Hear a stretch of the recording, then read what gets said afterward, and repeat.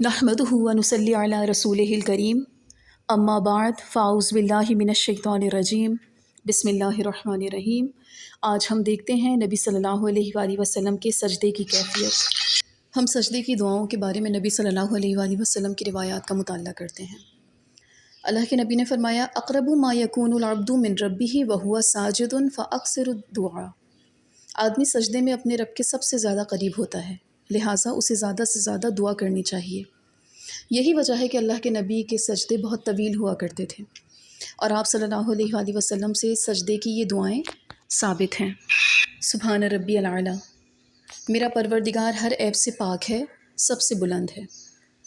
سبحانک اللہم ربنا و بحمدک اللہم اغفر لی، اے ہمارے رب، اے ہمارے پروردگار، تو ہر عیب سے پاک ہے، ہم تیری تعریف اور پاکی بیان کرتے ہیں، اے اللہ مجھے بخش دے۔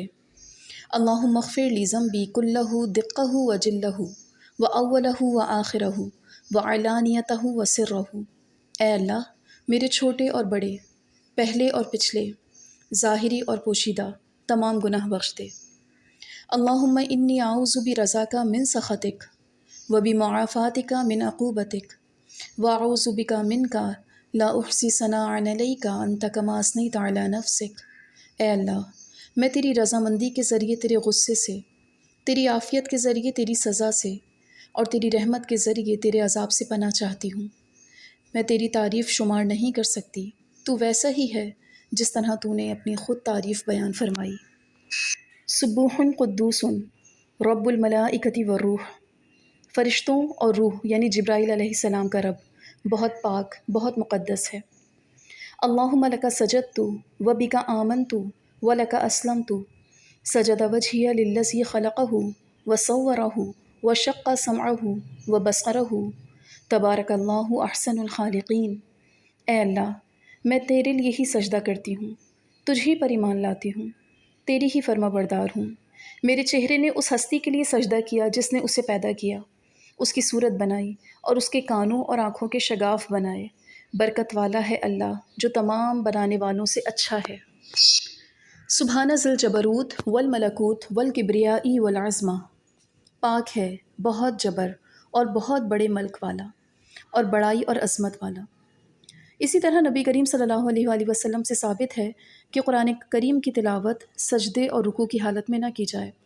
ارشاد نبوی ہے الا وانی نہیت ان اقرأ القرآن راکعا او ساجدا، مجھے اللہ کی طرف سے رکوع اور سجدے کی حالت میں قرآن پڑھنے سے منع کیا گیا ہے۔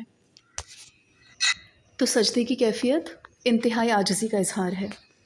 کائنات کی ہر چیز، ہر مخلوق اللہ کے آگے سجدہ ریز ہے، لیکن اللہ تعالیٰ نے انسان کو جو کلمات سکھائے ہیں وہ کائنات کی کوئی مخلوق ادا نہیں کرتی، اور انسان کی یہ شعوری کیفیت کہ وہ اپنی پیشانی زمین پر اللہ کے آگے جھکاتا ہے۔ نبی کریم صلی اللہ علیہ وآلہ وسلم کا فرمان ہے جب انسان سجدہ کرتا ہے تو 7 اعضاء بھی سجدہ کرتے ہیں، اور پیارے نبی علیہ الصلوۃ والسلام کی حدیث سے ہی شمار ہوتا ہے چہرہ، جس میں پیشانی اور ناک کو بھی زمین پر لگانا ہے۔ اسی طرح 2 ہاتھ، گھٹنے اور پیروں کی انگلیاں، یہ تمام اعضاء زمین پر ٹیکنے اور پھر یہ کلمات ادا کرنے سے سجدہ ہوتا ہے۔ انسان پیشانی اللہ کے آگے جھکاتا ہے اور پھر کہتا ہے سبحان ربی الاعلیٰ، بلند تو ہے، پاک تو ہے، میں عاجز ہوں، میں بے بس ہوں، میں گناہ گار ہوں۔ اور تمام دعاؤں میں وہ اللہ کی کبریائی بیان کرتا ہے، اپنے گناہوں کا اعتراف کرتا ہے، اور 5 بار دن میں جب وہ اس طرح بار بار اپنی عاجزی اللہ کے حضور پیش کرتا ہے تو اللہ کو سب سے قریب پاتا ہے، اور اس کیفیت میں اپنی عاجزی کا اظہار کرتے ہوئے جب وہ اللہ کے حضور جھکتا ہے تو اللہ کو سب سے زیادہ بخشنے والا پاتا ہے۔ لہٰذا ہمیں چاہیے کہ اپنی زندگی میں ان قیمتی لمحات سے بار بار فائدہ اٹھائیں، ان قیمتی لمحات کے ذریعے اپنے رب کا قرب تلاش کریں تاکہ ہم بلندی کو پہنچ سکیں، اور وہ بلندی کیا ہے؟ آخرت کی کامیابی اور گناہوں کی مغفرت۔ وآخر دعوانا ان الحمد للہ رب العالمین۔